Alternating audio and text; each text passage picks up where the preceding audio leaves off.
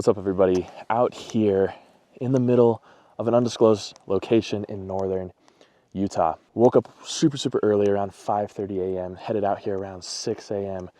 to see some sharp-tailed grouse.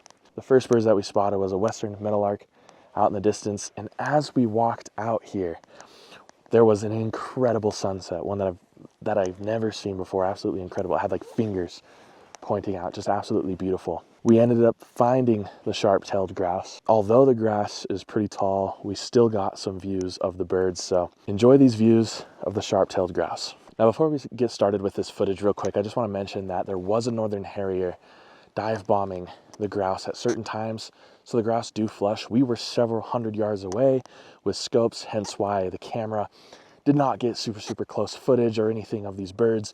Whenever you come upon a lekking species, which is grouse in general, keep your distance, don't disturb the lek. A lot of these species are sensitive and they need to be lekking, so they are breeding, right? It's very important for the conservation of this species, so keep your distance, and again, enjoy these views of the sharp-tailed grouse. When we arrived at the lek, they were actively being hunted by a northern harrier. It was beautiful to watch them fly with the pink sunrise above the mountains.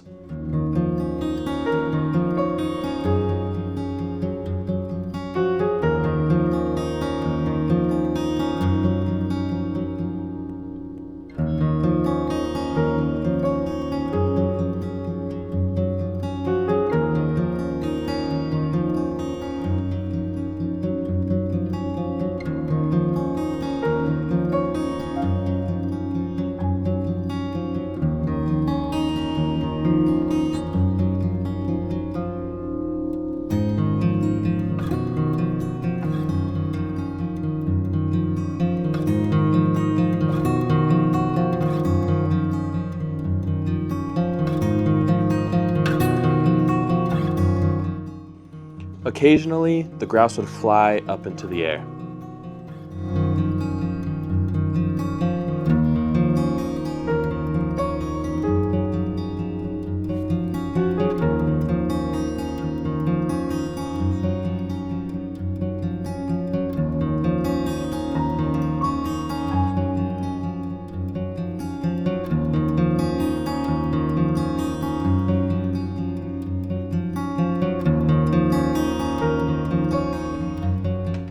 At one point, one got spooked so bad, we watched it fly through the air away from the lek. So while you enjoy these beautiful birds peeking their heads up above the grass, here's how sharp-tailed grouse lekking works. Sharp-tailed grouse leks, or dancing grounds, are specific areas where male grouse gather to perform elaborate courtship displays, attracting females for mating, and are typically used year after year as tradition.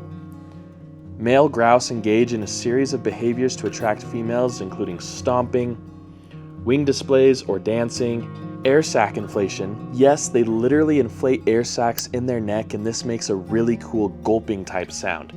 Unfortunately though, we were too far away to really capture that through my microphone on my camera. Lastly, males will skirmish in the air with each other to establish dominance and breeding territories within the lek.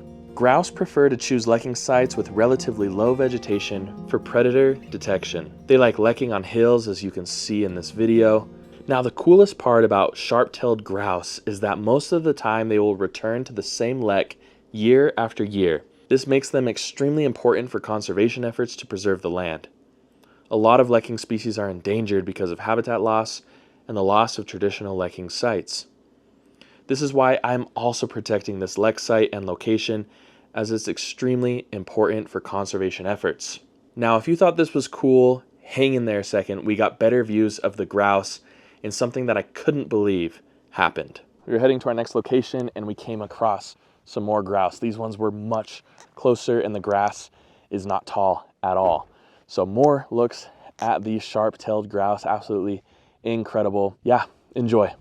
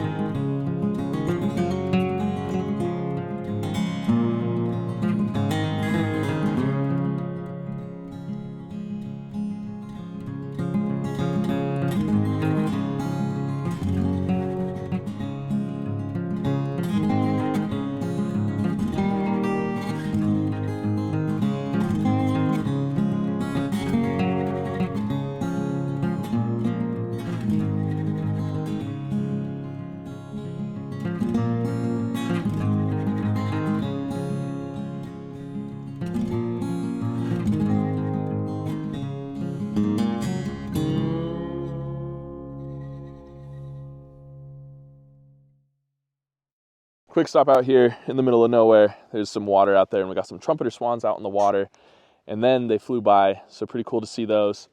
And then behind me in this giant raptor nest, we saw a bald eagle posted on a post way out there, and we assumed that the nest was gonna have another bald eagle in it. It's a Canada goose. Sometimes these Canada geese are opportunistic, and they'll take over some of these birds of prey's nests and try to nest in there, so that's pretty funny to see as well.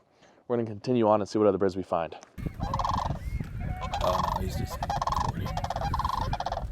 She is not interested. No.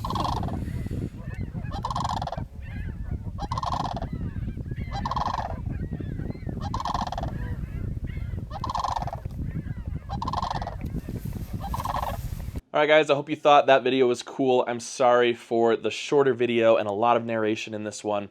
Lek sites are very sensitive, so I did not spend a lot of time vlogging. Obviously, I was too busy staying quiet and observing the lek from a super far distance. Let me know in the comments below, what questions do you have about grouse? I actually have some friends here at Utah State University that study several species of grouse, and so I can ask them whatever questions you guys have. Throw them down in the comments, I'll shoot them a text, and then I'll come back with some answers. Also, stay tuned. Another grouse video is coming up later this week, so stay tuned for that and subscribe so you don't miss anything. Thank you so much for joining me on this journey. I hope to see you all next time on Bright-Eyed Birding.